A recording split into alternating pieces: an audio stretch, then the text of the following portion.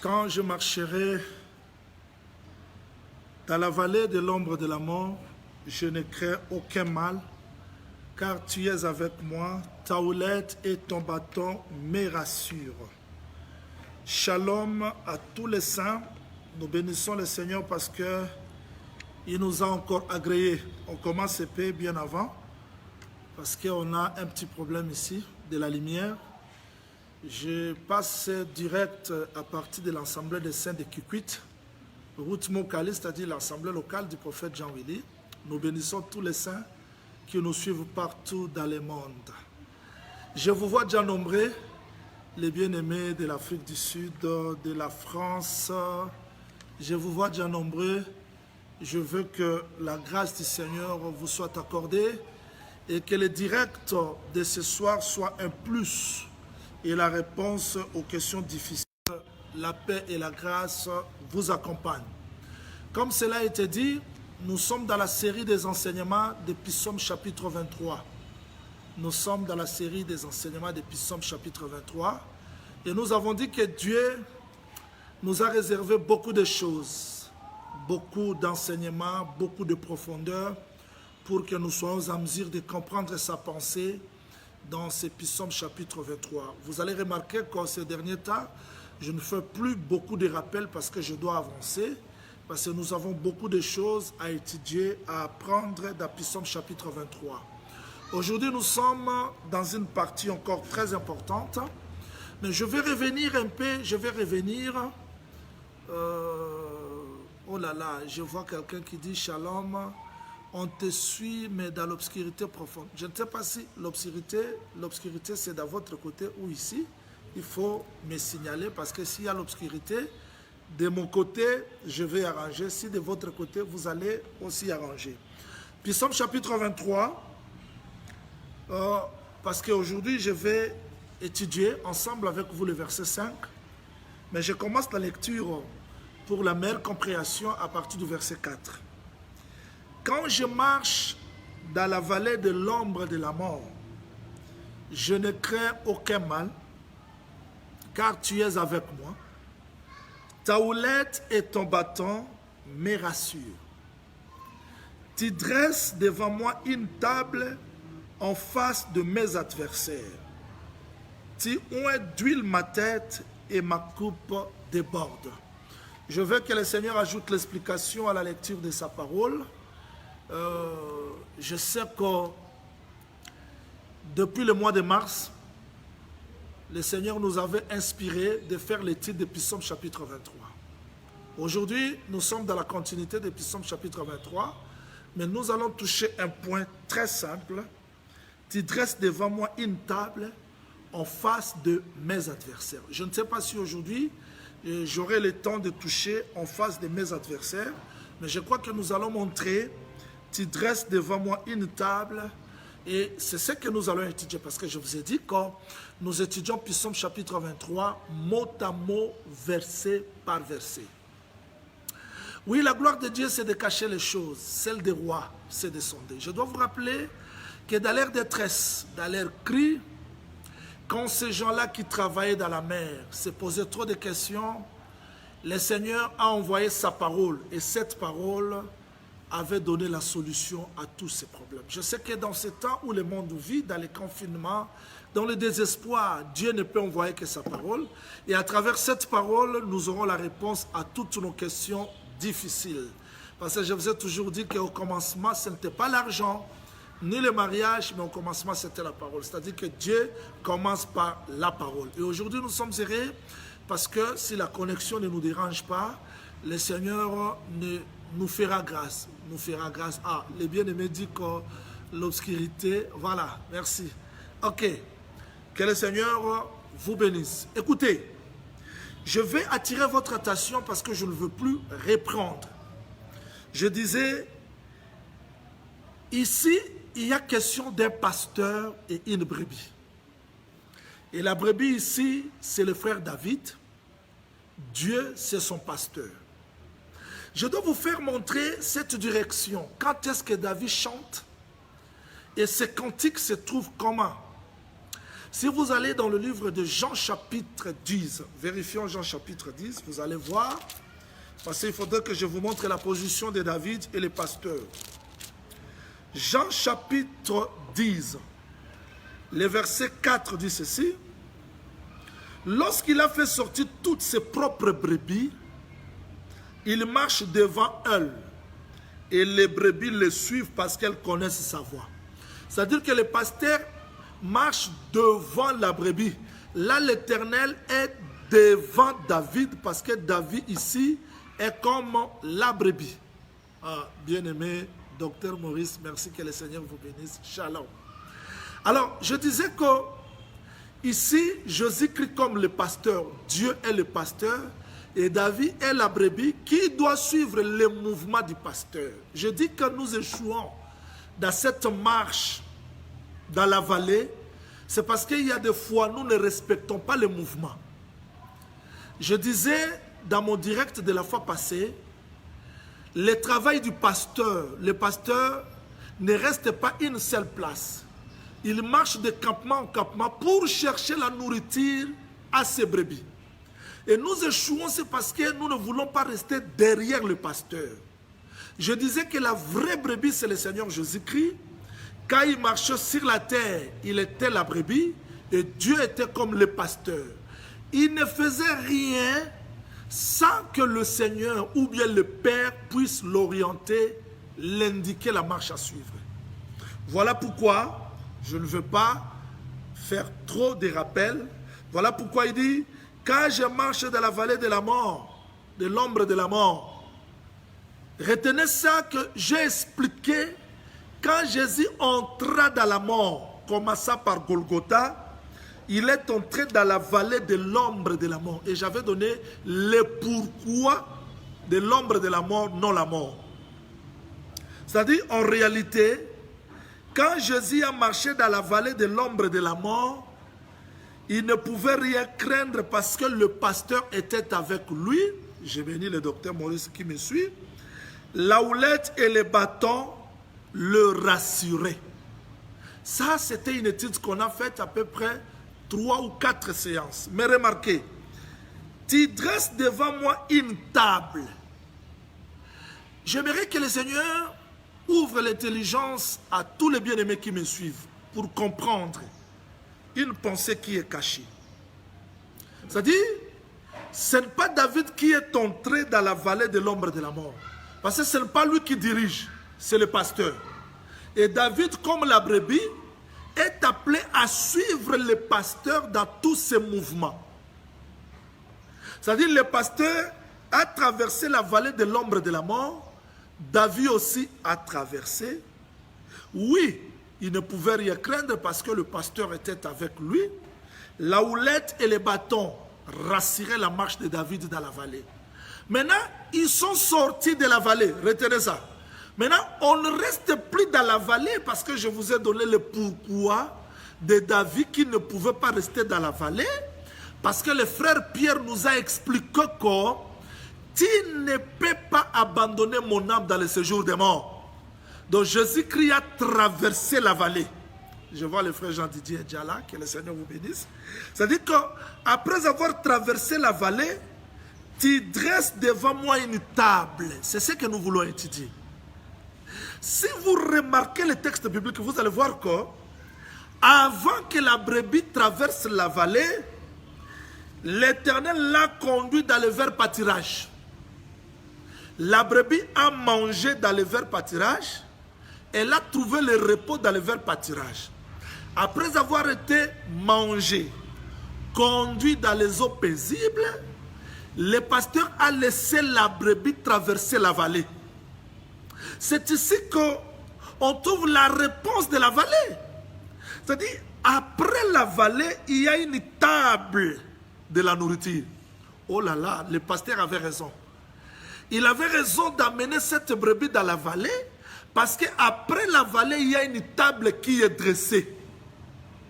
Donc, la brebis a mangé avant. Après avoir mangé, la brebis traverse la vallée parce que de l'autre côté de la vallée, il y a une table qui devait être dressée. C'est-à-dire, si Dieu nous amène des épreuves, en épreuve, de difficulté en difficulté, ce n'est pas pour rien. Il y a une autre expérience qui nous attend.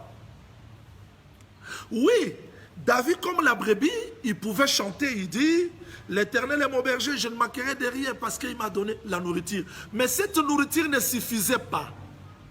Le pasteur qui voit de loin, il sait qu'à part cette nourriture, il y a une autre nourriture.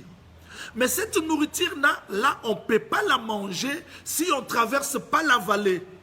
C'est-à-dire, après avoir traversé la vallée de l'ombre de la mort, maintenant, le pasteur dresse une autre table. C'est-à-dire, il y a autre nourriture, l'autre nourriture qui attendait la brebis de l'autre côté. J'aime ça.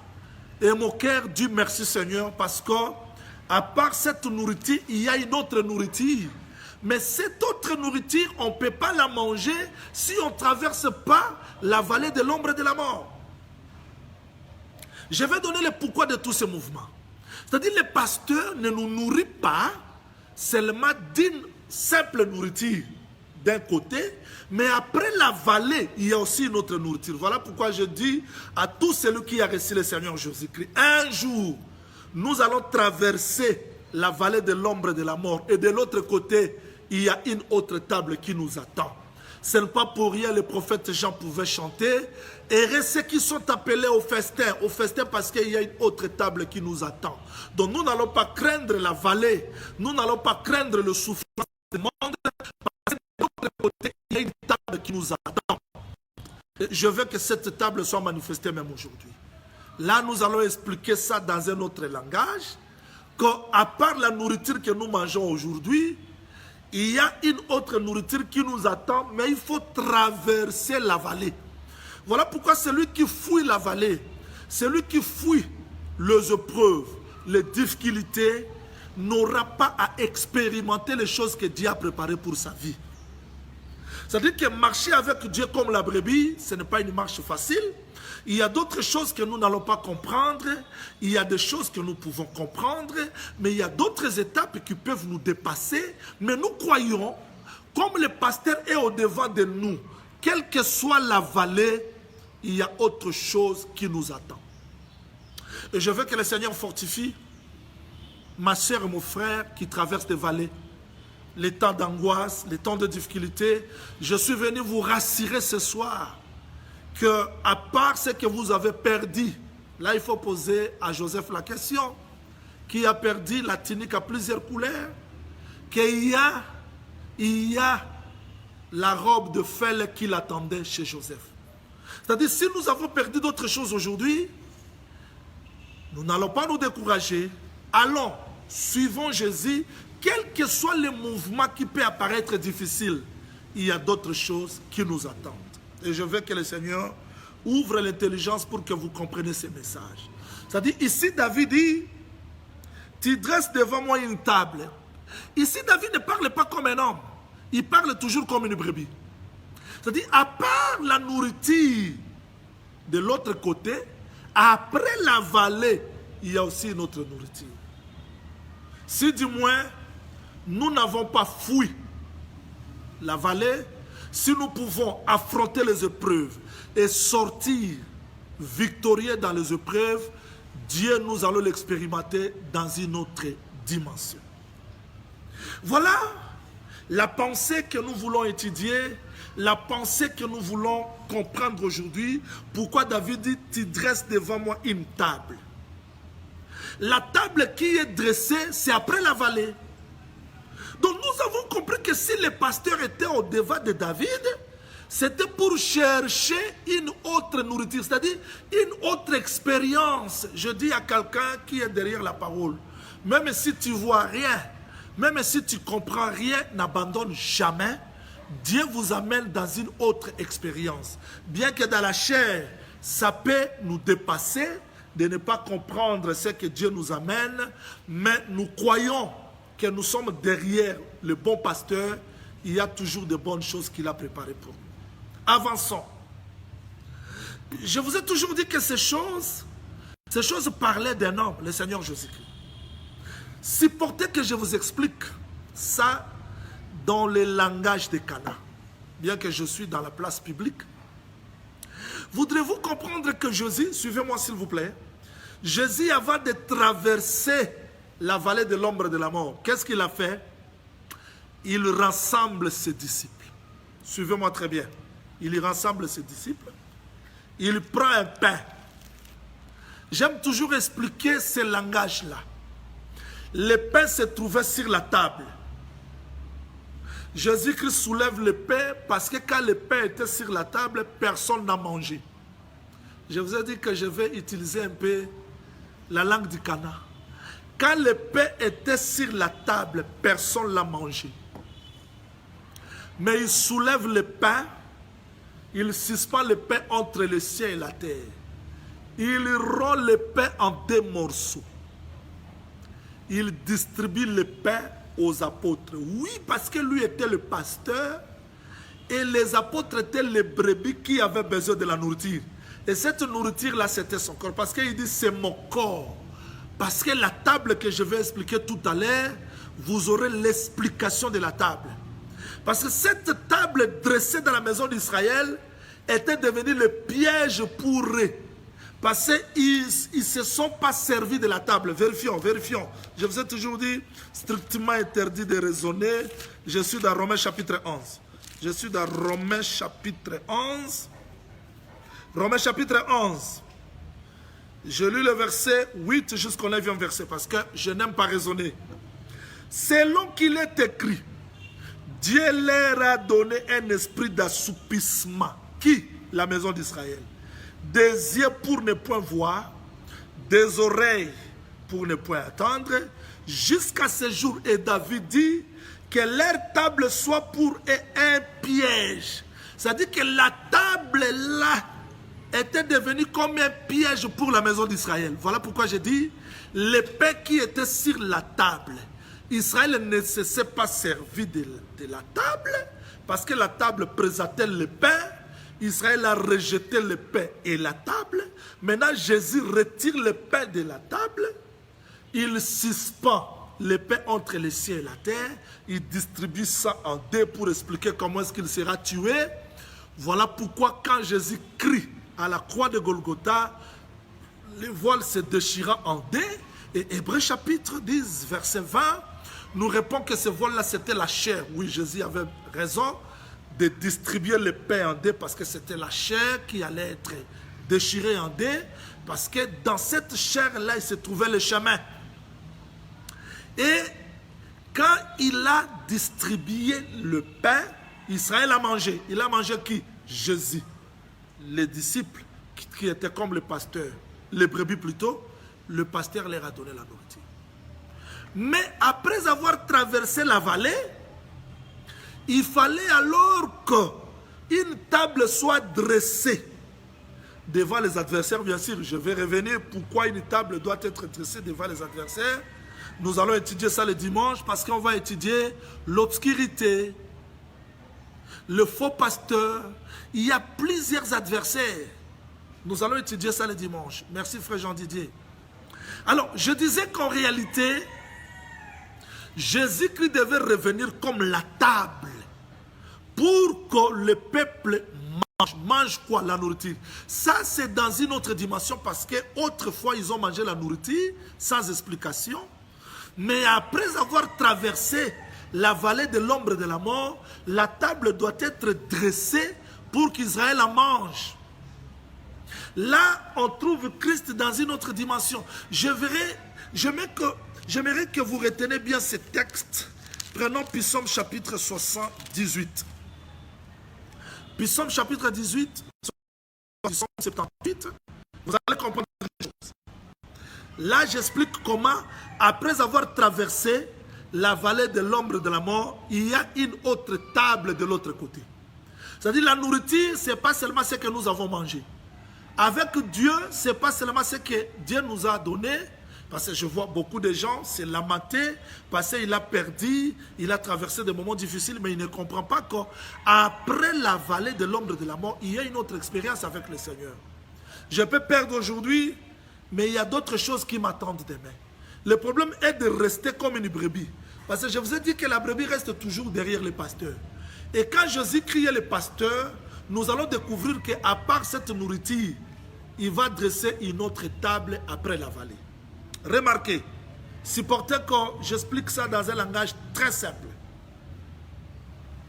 Je suis dans Psaume chapitre 78. Je commence la lecture à partir du verset 18 pour la meilleure compréhension. Ils tentèrent Dieu dans leur cœur, demandant la nourriture selon leurs désirs. Retenez ça. Ils parlèrent contre Dieu. Ils dirent, Dieu pourrait-il dresser une table dans le désert? Je dois vous donner le contexte. Après avoir délivré Israël, retenez, l'Éternel est mon berger, je ne manquerai de rien. Dieu, comme le berger d'Israël en Égypte, il leur a donné l'agneau. Et cet agneau était la nourriture qui convenait à ce temps-là pour permettre à Israël de traverser. Quoi? La vallée les attendait. Et la vallée, comment est-ce qu'Israël a traversé la vallée? Je dis toujours la vallée de l'ombre. Non la vallée de la mort, mais la vallée de l'ombre, parce que l'agneau avait déjà absorbé la mort dans son corps. Et ce qu'Israël traversait dans la mer, ce n'était plus la mort, c'était seulement la vallée de l'ombre, parce que la mort a été engloutie par le corps de l'agneau. Israël vient devant la mer, Dieu ouvre la vallée. Et c'était ça parce que d'un côté, c'était la mer, l'autre. Maintenant, Israël traverse la vallée. Merci Seigneur parce que ce n'était pas la vallée de la mort, mais c'était la vallée de l'ombre parce que l'agneau avait déjà englouti la mort. Israël traverse. Arrivé dans le désert, il faut que Dieu dresse la table. J'aime ça, j'adore ça. Quand Dieu nous conduit, c'est nous les hommes qui pouvons nous poser des questions. Mais à chaque étape, Dieu pourvoira parce qu'il est capable de nous nourrir avant la vallée et après la vallée. J'ai toujours dit que si Dieu est incapable de nous nourrir jusqu'à la fin, là, il ne sera pas Dieu. Voilà pourquoi le frère David avait raison de dire, j'étais jeune, je vieillis. Vous voyez, jeune, j'ai vieilli. Il parle de la jeunesse et la vieillesse. Je n'ai jamais vu un juste abandonné, ni sa postérité manquer le pain. C'est-à-dire que celui qui a nourri la postérité du juste dans la jeunesse, là, nourrira aussi à la vieillesse. C'est-à-dire qu'il est capable de nous donner le pain avant la vallée et après la vallée. Israël entre dans le désert. Pourquoi Israël se pose la question, Dieu pouvait-il dresser une table dans le désert? C'était comment? Quand Israël se posait des questions, il se posait des questions sur la nourriture et Dieu a ordonné à Moïse de donner la nourriture au peuple. Moïse s'est posé la question, il dit pourquoi Dieu, je n'ai pas trouvé grâce à tes yeux. Suivez ça très bien. Ai-je, moi Moïse, pourquoi je n'ai pas trouvé grâce à tes yeux? C'est-à-dire que donner la nourriture dans le désert pour un peuple qui a traversé la vallée de l'ombre de la mort, ce n'était pas l'affaire de n'importe qui, ce n'était que le pasteur. Voilà pourquoi Moïse décline la responsabilité. Parce que là, Moïse s'est présenté aussi comme la brebis. Il dit, Seigneur, ai-je concis? Moi, je concis ce peuple. Moi, je concis ce peuple. Je l'ai enfanté. Est-ce que moi, j'ai concis? J'ai enfanté. Pour que tu me demandes d'allaiter.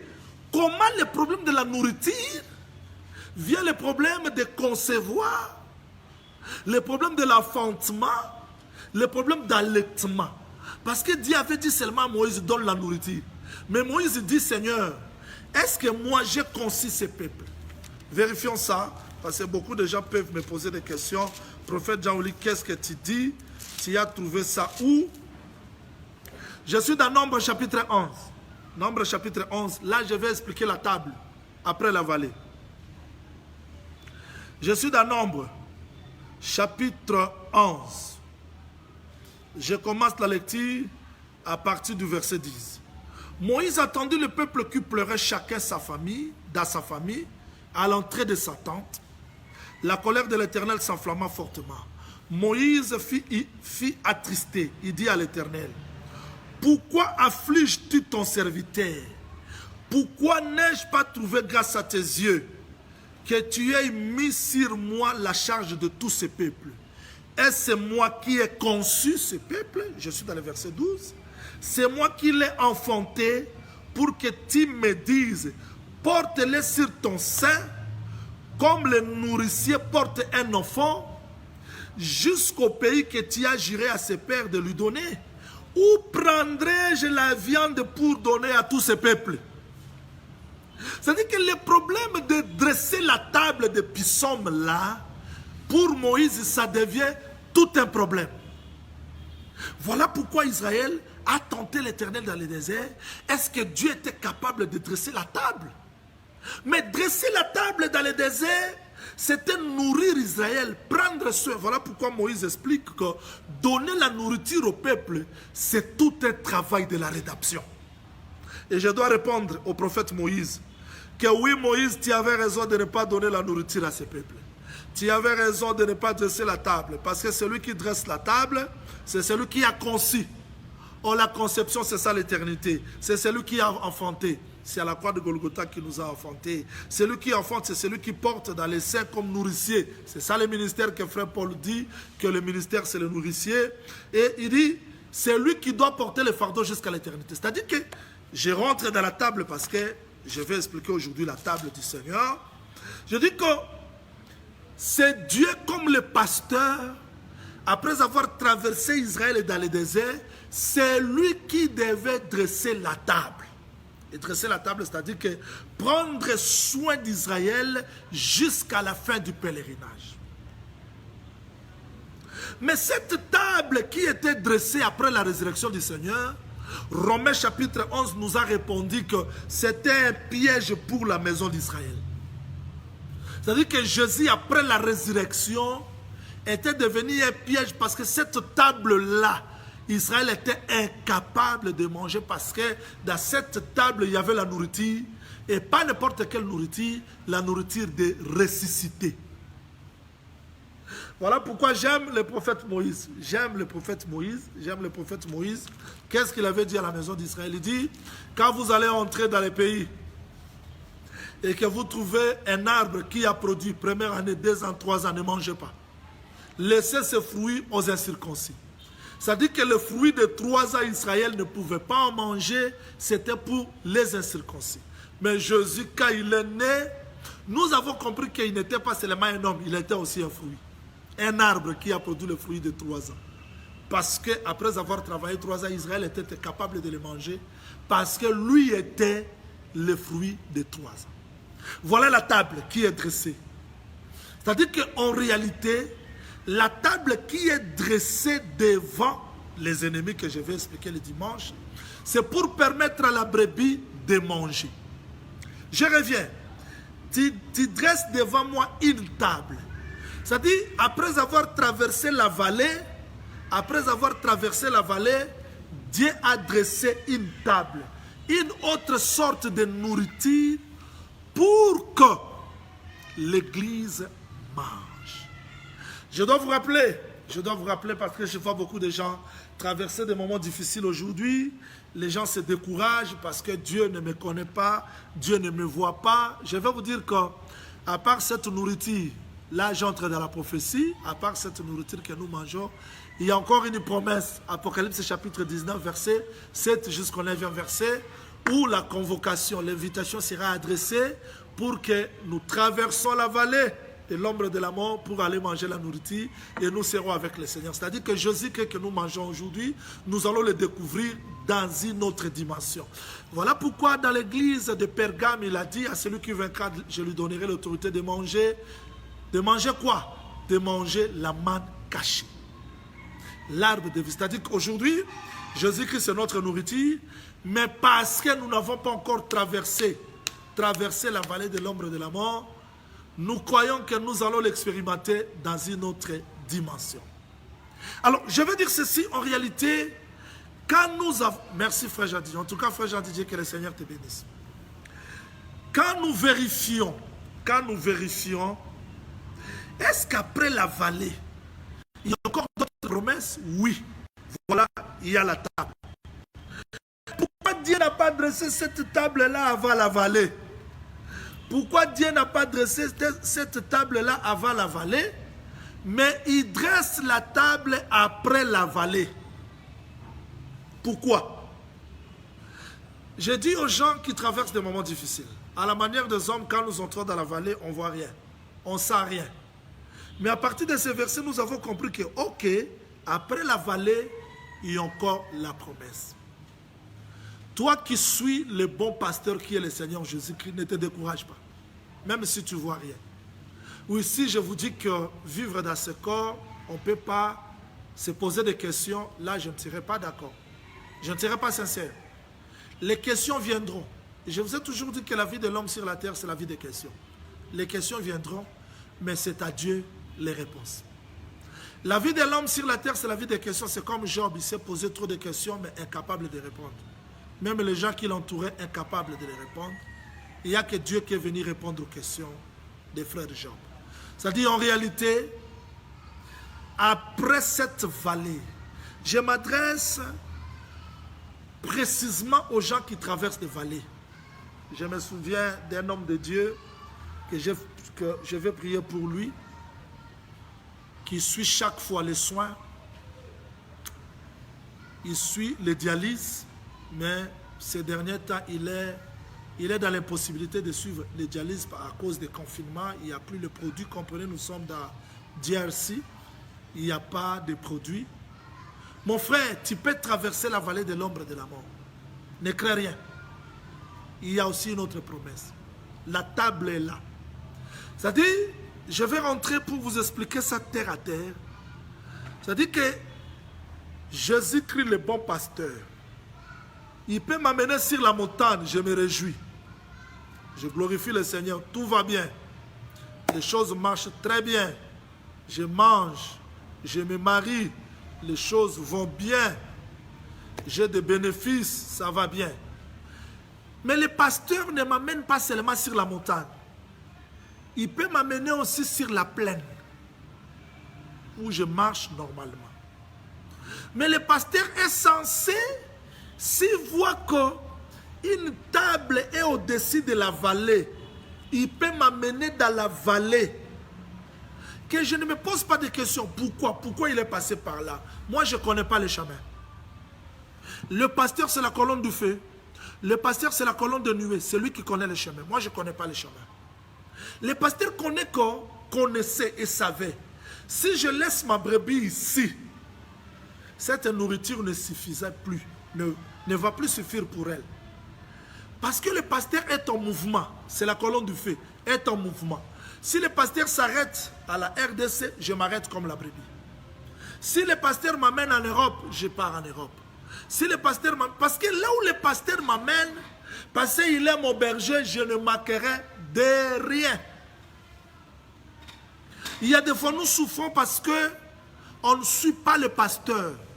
Si le pasteur m'amène en Europe, je sais que là, il ne va pas me laisser. Mais si ce sont les hommes qui m'ont poussé d'aller en Europe, je vais souffrir. Et je dis que ce sentier de la justice ne dépend pas de la brebis. Ça dépend du pasteur. C'est-à-dire que le pasteur, s'il sait qu'il y a la nourriture de l'autre côté, le pasteur peut traverser la vallée pourvu que j'aie la nourriture. Ah, comment Dieu Tout-Puissant pouvait monter à la croix de Golgotha? Oui, parce qu'il savait que la nourriture pour nous assurer la vie devant les ennemis ne se trouvait plus de l'autre côté. Il fallait traverser la vallée. Et Jésus, le bon pasteur, il est mort, ressuscité, pour que la vie nous soit accordée de l'autre côté. On ne peut pas se poser des questions. Pourquoi il est mort? Il est mort parce que c'est lui le pasteur. Il a frayé un chemin nouveau. Et moi, comme la brebis, je ne me pose pas de questions. Je veux quelqu'un qui souffre avec Jésus-Christ dans la justice. Ta récompense sera grande. Je ne console pas les gens qui souffrent dans l'injustice. Je dis à un frère, une soeur qui manque tout à cause de la justice, ne crains rien, il est ton pasteur. Dans la vallée, il te fera sortir. Même parce que, écoutez-moi très bien, dans la vallée, on peut se poser des questions parce qu'on ne comprend rien. On ne voit rien. L'obscurité, les ténèbres nous entourent. Mais parce que la houlette et les bâtons me rassurent. Je ne crains rien parce que mon pasteur est là. Il me conduit jusqu'à un autre campement. Oh, merci Seigneur, parce que l'autre campement, il dresse la table. Il dresse la table. Mais quand Pierre pouvait dire au Seigneur Jésus-Christ, tu ne mourras pas à la croix de Golgotha, il ne savait pas qu'une autre table était dressée de l'autre côté. Jésus dit, il faudrait que je m'en aille pour qu'une autre table vienne. C'est-à-dire que le Saint-Esprit devait venir nourrir le peuple de l'autre côté. Et nous avons besoin de suivre le pasteur dans nos vies. Même si les choses deviennent difficiles dans nos vies, je vais suivre le pasteur parce que je sais que si je suis derrière le pasteur, je ne manquerai de rien. Je veux que ces paroles d'exhortation, Psaume chapitre 23, ouvrent les yeux de nos cœurs pour que nous ne nous découragions pas à cause des épreuves et des temps difficiles que nous pouvons traverser. Le monde se pose trop de questions aujourd'hui. Après coronavirus, qu'est-ce qui viendra? L'économie va connaître telle chute, je vais prendre le job, je vais perdre mon job, ceci, cela. Oui, on peut se poser des questions parce que nous traversons la vallée de l'ombre de la mort. Comme une brebis, on peut se poser des questions. Mais parce qu'il est là, nous croyons que si Dieu permet que je traverse la vallée de l'ombre de la mort, je sais qu'il a préparé une ce n'est pas à moi de dresser la table, mais c'est lui le pasteur. Ce n'est pas que la brebis a vu la table et il dit, en tout cas, cette table-là, il dit, tu dresses devant moi une table.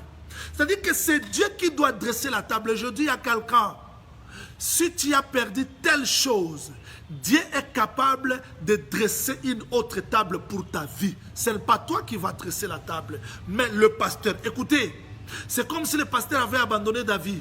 Mais à la sortie de la vallée, quelle bénédiction, il dit, tu dresses devant moi une table. Ça, c'est Dieu qui a dressé la table, ce n'est pas le pasteur, ce n'est pas la brebis. Dieu frayera le chemin là où il n'y en a pas. Dieu ouvrira les portes là où il n'y en a pas. Parce qu'il est capable de dresser la table après la vallée.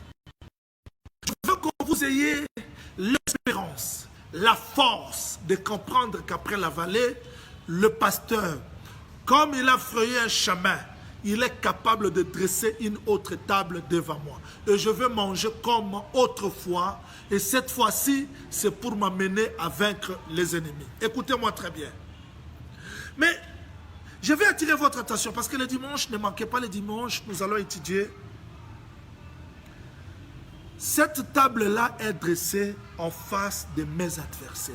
Pourquoi Dieu permet, bien que la table est dressée, mais en face des adversaires? Pourquoi il n'a pas chassé les adversaires? Ne manquez pas le dimanche, 11h heure de Kinshasa, après le culte, parce que nous allons faire le culte. Et après le culte, nous aurons le temps de continuer notre étude de Psaume chapitre 23. Je sais que vous êtes nombreux. Je reçois des messages aux États-Unis, Australie, même jusqu'en Australie, Brésil, Europe, n'en parlons pas, Afrique du Sud, Angola, pour le Psaume chapitre 23. Nous avons besoin seulement de vos prières pour que le Seigneur nous accorde la force de continuer cette étude de Psaume chapitre 23, comme il nous avait inspiré de vous enseigner Psaume chapitre 23 durant tout ce temps de confinement. Mais je dois vous dire une chose. Dieu a dressé la table en face des ennemis de la brebis. Pourquoi Dieu n'a pas chassé tous ses ennemis? Il a dressé la table, oui, merci Seigneur, mais en face des ennemis. Nous allons étudier ça le dimanche. C'est pour vous dire que vous n'allez plus vous poser des questions. Pour ceux qui ne comprennent pas l'ingala, je me pose Dieu pourquoi ceci, cela. Tu ne dois plus te poser des questions devant les épreuves, les difficultés, parce que tu sais que Dieu est capable, le Seigneur est capable de dresser la table, même devant les ennemis. J'aime Dieu. Ce sont des choses que nous allons étudier ça le dimanche. Dieu amène Abraham. Je vous fais goûter un peu. Vérifions. Je reviens pour terminer Genèse 23, la partie du verset 5. Voilà ce que Dieu fait avec Abraham. Voilà. Nous allons étudier ça le dimanche. Genèse chapitre 12. Dieu dit quoi à Abraham? Verset 1er. L'Éternel dit à Abraham, va-t'en de ton pays, de ta patrie, de la maison de ton père dans le pays que je te montrerai. Ça, c'est Dieu qui fait partir Abraham de son pays jusqu'à ça, jusqu'au pays que Dieu allait montrer à Abraham. Curieusement, j'aime ces choses, j'aime ça, j'aime ça. Le verset 5 dit, Abraham parcourut les pays. Mais Seigneur, tu m'as déjà dit qu'entrer dans Canaan, ne manquez pas le dimanche, parce que ça c'est le message de dimanche. Je vous fais entrer dans l'avant-goût. Tu m'as déjà donné Canaan, je dois encore parcourir, oui, donner Canaan, c'est la promesse, mais il faut parcourir Canaan. Curieusement, pendant qu'il parcourait le pays, il arrive dans Sichem, il trouve les Cananéens dans le pays. Maintenant, on peut se poser des questions. Seigneur, tu m'as promis Canaan. Tu as dit que Canaan m'appartenait. Mais pourquoi je vois encore les Cananéens? Curieusement, là où Abraham voit les Cananéens, l'Éternel apparaît à Abraham et dit, je donnerai ce pays à sa postérité, à ta postérité. Là, on peut se poser des questions. Seigneur, on lève tout d'abord les Cananéens, mais Dieu laisse les Cananéens. Il apparaît à Abraham et dit, je donne ce pays à ta postérité. Donc Dieu ne changera rien à cause des ennemis. S'il laisse les ennemis, c'est pour nous amener à faire une autre expérience. Mais bien aimé, voilà pourquoi David dit quoi? Retournons. Il faudrait que je vous donne un peu du vin ici, avant de clôturer, parce que je vous ai toujours dit que quand nous enseignons, on donne aussi le vin. Écoutez, David, bien qu'il y avait les ennemis, bien qu'il y avait cette marche, mais David est entré, l'Éternel est mon berger, je ne manquerai de rien. C'est-à-dire que David est entré dans la vallée avec espérance. Quels que soient les ennemis, mais il est entré dans l'espérance. Oh, il voyait ça bien avant. Il voyait les différents ennemis, mais il ne craignait rien, parce que la houlette et les bâtons étaient là. Je dois vous dire avec précision des Écritures, qu'avant que David traverse la vallée, le pasteur l'a déjà traversé. Je ne crains rien parce que je ne suis pas le premier à traverser cette vallée. Oh, j'aime ça. Avant que moi, la maison d'Israël, je pars par le chemin du désert, je suis dans la joie parce que Moïse est déjà passé par là. Avant que moi, Ruth, je rentre dans Bethléem, je suis dans la joie parce que Naomi est déjà passée par là. Et je crois, avant que je retourne dans le ciel, un homme qui a quitté le ciel est venu sur la terre et retourné au ciel. Parce qu'il est passé par là. Moi aussi, je passerai par là, sans la crainte. Donc la brebis peut chanter parce que ce chemin-là, le pasteur est déjà passé. Je vous ai dit, tenez compte de la position du pasteur. Ce n'est pas la brebis qui dirige, c'est le pasteur. Parce que le pasteur est passé par là, moi la brebis, je vais entrer dans la joie. Parce qu'un homme a déjà vaincu la mort. Quand j'entrerai là, je vais sortir parce qu'il y a une table qui m'attend de l'autre côté. Oh, je dis, il y a des promesses qui nous attendent de l'autre côté. Un jour, nous allons traverser ce corps de la honte, de la mort, comme je venais de perdre mon traducteur. Mon fils, mon disciple, je sais qu'il m'a précédé à l'éternité. Un homme à qui je comptais, ça c'est l'avenir de notre vigueur, mais il nous a précédés dans l'éternité. Oui, ce corps de la honte, un jour nous allons le quitter, mais il y a une table qui nous attend de l'autre côté. Nous allons pleurer aujourd'hui, demain on va pleurer parce que ce corps, c'est le corps de la honte. Ce n'est pas la nourriture qui nous suffit, mais il y a la véritable nourriture qui nous attend de l'autre côté. Oui, Dieu a dressé une autre table pour nous. Il y a une autre table qui nous attend. Et nous serons assis sur cette table avec Jésus. Nous mangerons. Nous le verrons tel qu'il est. Et nous allons oublier ce corps de la honte. Je dis aux gens qui me suivent, les gens qui ont crié au Seigneur Jésus-Christ, à part ce corps de la honte, mais il y a une table qui est de l'autre côté. Et cette table nous fera entrer dans la gloire. Nous allons manger, nous allons chanter avec le Seigneur Jésus-Christ. Et le prophète Jean a vu un homme essuyer les larmes des saints. Parce que Jésus-Christ va nous essuyer les larmes. Ce monde que nous vivons, c'est un monde de la honte, de la corruption, de l'injustice. On va pleurer aujourd'hui, on pleurera demain, on va pleurer le lendemain. Mais nous attendons qu'après avoir traversé cette vallée, que